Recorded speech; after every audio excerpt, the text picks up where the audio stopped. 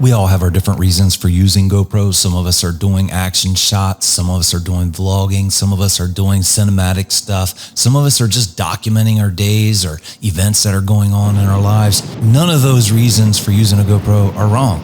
In fact, most of us probably use it for a combination of all of those efforts. And I thought a road trip to Texas would be a perfect time to kind of get us some everyday, regular type of footage that most people are going to use the GoPro for. We get to see all the different elements of the camera automatically adjusting its exposure, the sharpness, the low light performance. That's always been the GoPro's big downfall, is that low light filming. And so I'm not sure. You're seeing right now, exactly how it's performing, and I can't wait to see how it's performing. Hopefully it's better than it has been. This thing's got a lot of hype behind it. They're saying that the 10 is everything the 9 should have been. Let's see how it works out.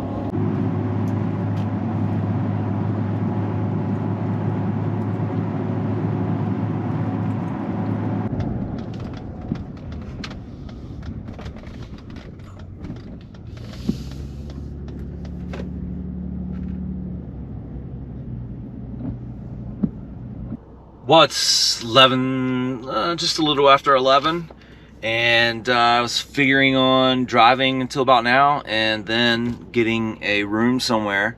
What I'm learning is that you don't try to get a room anywhere near Blacksburg, Virginia, when Virginia Tech has a football game for like a radius of 50, maybe 75 miles. It's going to take quite a while to find a room. I've been calling ahead and there's nothing. There's no vacancies at all. So that was a miscalculation on my part, but it is what it is. I'm just going to drive a little later tonight and we'll find one eventually. My plan originally was to stay in Roanoke. So I'm from southern Delaware, so that's quite a hike. It's about 5 hours, or 6 hours, I guess. And so then Roanoke, the hotels were a bit far away from 81, which is the highway I came down on. So I just kept on, and then I ended up near Virginia Tech, and Virginia Tech had a football game on a Saturday night, and I ended up 120 miles from Virginia Tech until I could find a hotel of any quality at all that actually had a vacancy. Today, I'm getting ready to travel into Tennessee. Should be a phenomenal sunrise, and it's supposed to be an awesome part of the day. And it's should be an awesome day. Get to see a lot of God's country, going across the United States into the great state of Texas to do a little exchange. So stay with me. You'll see what... Oops. Still dark outside. Stay with me. You'll see what that's all about. And we're going to see what this GoPro is made of as well.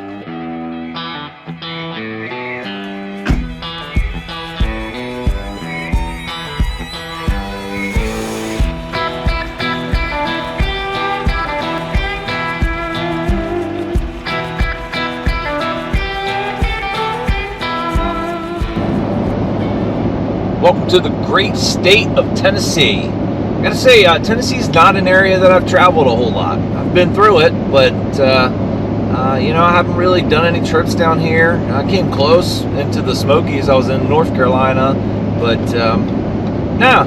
this would be exciting. Kind of go across Tennessee and see what it looks like.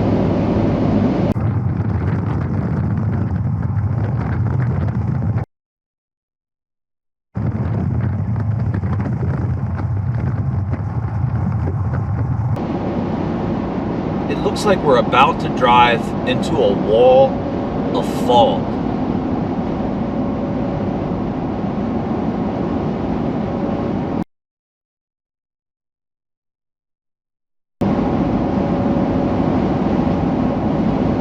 That's what it is. A low ceiling, low clouds, wall of fog. That was so crazy. Completely clear back there.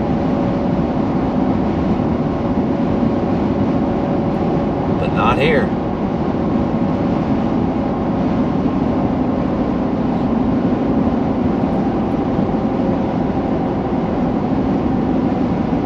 Wow.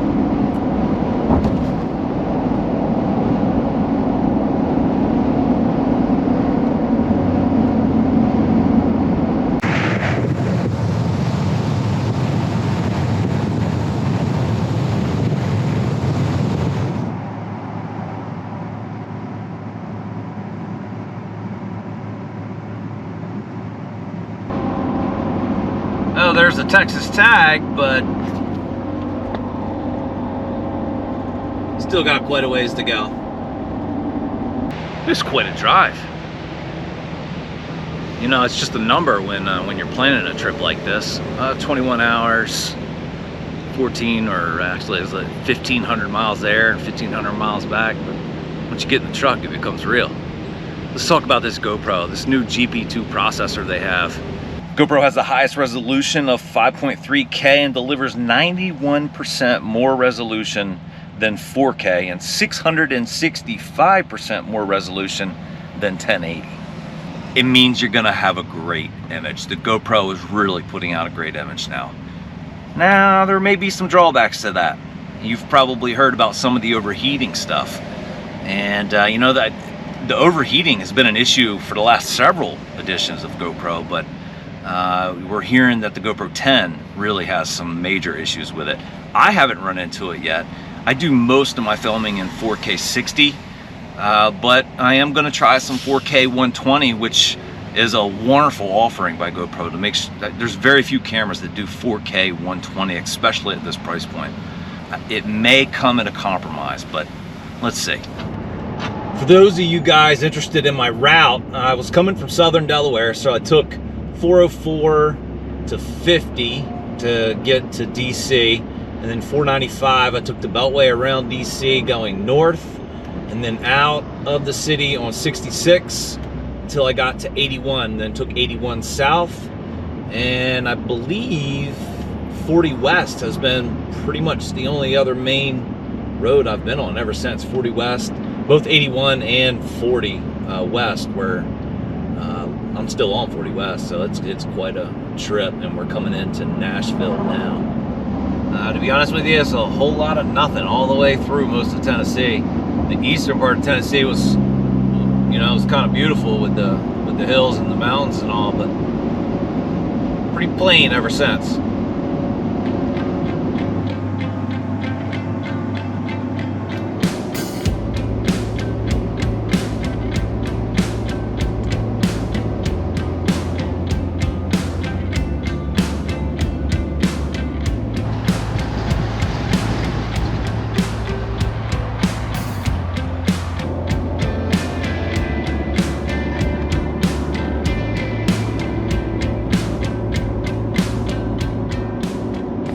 Got into Fort Worth, Texas last night. It was a massive thunderstorm coming through with tornado watches and everything, so couldn't do much videoing, but got in and stand here at I don't even know what kind of hotel this is, but it's a nice one.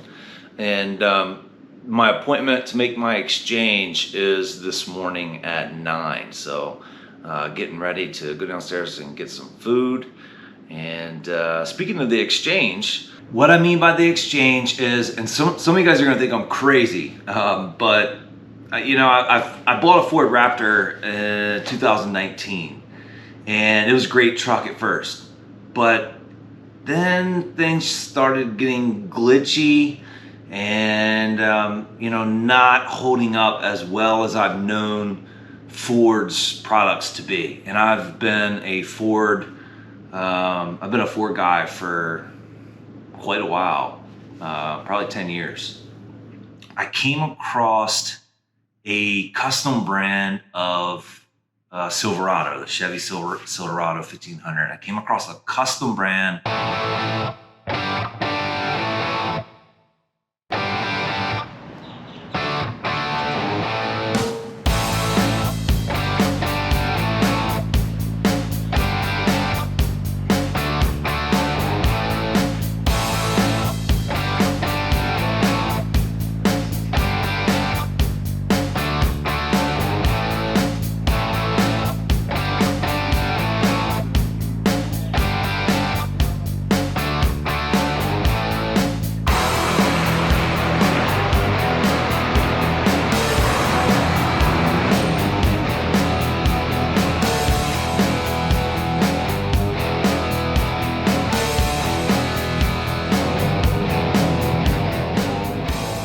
I'm going to definitely get it in the comment section below. But this Rocky Ridge Chevrolet, Well, it basically gave me no decision. When I saw this truck, I decided I was going to drive all the way to Texas to get it. And the trade values they're giving on vehicles right now are absolutely insane. It's like I barely lost any money on the Raptor after 2.5 years, and I got out before the problems started. And I'm telling you, problems were about to start happening with that thing. It was getting very glitchy and making sounds it shouldn't have been. I'm glad to get rid of it before all the problems started, warranty or no warranty. Kind of odd, when I got to this major Chevrolet dealer in Fort Worth, there was almost no vehicles at all left. And I guess that's why the trade values are so high. So I think I made a great decision, and I got a nice road trip out of it. It's been a good trip going to the Fort Worth area to swap out my trucks. I've got to use the GoPro a lot, and I've just been using it, riding, using it, looking at some of the scenes along the way, and just kind of documenting the trip. And I think one of the big things I like most about the GoPro is the front screen, because for a vlogging type of purpose, that front screen's important. It allows you to be able to frame things. Like I can see in the screen right now, I've got, space here and space over here. And so I'm in the middle of the frame, whereas if, I was over here, and it's just kind of hard to tell when you're using a GoPro without the front screen. Now, the big knock on the front screen on the 9 was it was so laggy. And that's not cool when you're vlogging, because you can't adjust instantly. If you need to, you're a second or two behind. And so it's a lot more responsive, and I think that's a really good thing. Another thing I really like about the GoPro 10 is that you have the ability to do 4K at 120 frames per second. So you get that ultra high resolution, and you can slow it down to some really buttery smooth video. And I think even cooler than that, sometimes you, like with water splashing or something, you want to really slow it down. And you can do 2.7K at 240 frames per second. I think that's really awesome. The new GP2 processor has some things built into it to where it helps that low light performance and kind of gets rid of that noise that you see in a lot of low light images and videos with the GoPro. And I think I've been able to get some dynamic different scenes during this trip, both during sunrise, sunset, in the daytime, even some at nighttime, where you can kind of see that at work. And for us video creators, a 19.6 megapixel frame captured off of video. In other words, you're scanning, you're editing, or you get the video playing on whatever device it is you're using. You can capture a snap, a frame of that video, and use it as an image at 19.6 megapixels. I think that's really awesome. The video stabilization is incredible. And with the self-leveling horizon that it has up to a 45-degree angle, especially for vlogging purposes, that's incredible. And it's gotten a lot better with this edition of the GoPro. The new coating on the lens, you're hearing of people licking the lens on previous GoPros. Well, they put a coating on the lens now that helps with making sure water sheds off of that lens so it's not messing up your shot. I think one of the things I really like about the GoPro is they kept it the same size as the 9. The media pod with the microphone that's on the GoPro right now is the same one that I bought for the 9. And that's just for me, it's a dummy thing, right? Like, it doesn't take a genius to figure out people are going to be happier if they don't have to buy new accessories every time a new GoPro is released. I know it cuts down on the revenue potential for GoPro, but ultimately it's about producing a product that makes your consumer base happy and satisfied with what you're producing. Cons for the GoPro 10, it still has a lot of noise. Even with the noise reduction, it does better now. There's still a lot of low light just failures. I'd really like to see GoPro put some more effort, some more time into really nailing down that low light performance. Battery life's okay. I wouldn't say it's much better or much worse than what we could have expected in the past from GoPro. It's just okay. And that's another thing the competition's doing. We're making batteries now that last longer. Even with more demands on the energy of the machines and the tech that we're using, the batteries last longer. And I'd like to see that, a big step up from that with GoPro. I'd like to see the longevity of the batteries last longer. You know, you can notice a reduction in quality of the batteries or performance of the batteries almost, you know, within a couple of months of use.